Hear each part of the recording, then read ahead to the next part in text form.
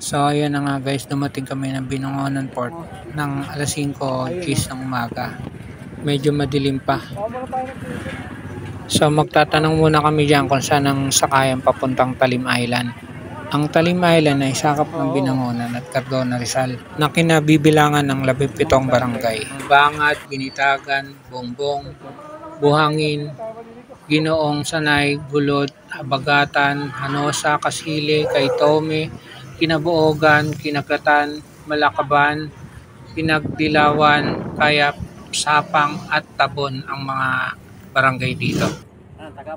At doon naman matatagpuan ang bundok ng Tagapo na dating kilala sa tawag na bundok ng Susong Dalaga. Nakasakay kami ng bangka alas 5:30 na ng umaga. Habal-habal na nasakyan namin. Dahil gusto namin makaalis agad, diyan kami napasakay. Antayin din pala ng mga pasahero dyan, kailangan punuin ng mga namalengke. Picture-picture nga pala muna kami o video dito sa habal-habal habang di pa nakakaalis.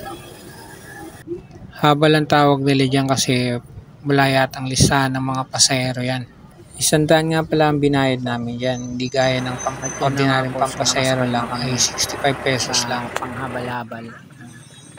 Sabay ng mga pinamalengke ng mga lokal na taga doon.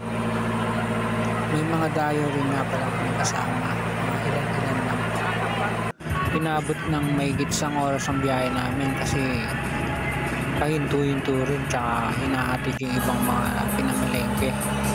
Kapag malakas yung agos, binabagalan o hinihinto ng driver yung bangka. At dyan na nga hinatid ng unang pasahero ang kanyang mga pinamalengke dyan sa Pangpang. Salamat sa panonood. Alas 5:40 na nga pala kami nakaalis kanina.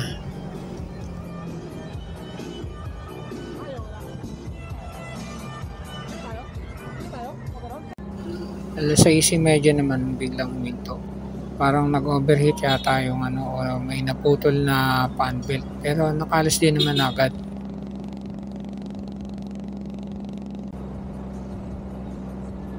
Ganda ng mga tanawin mula dito. Kaya nalibang ako mag-video. Kitang-kita na mula dito yung bundok eh.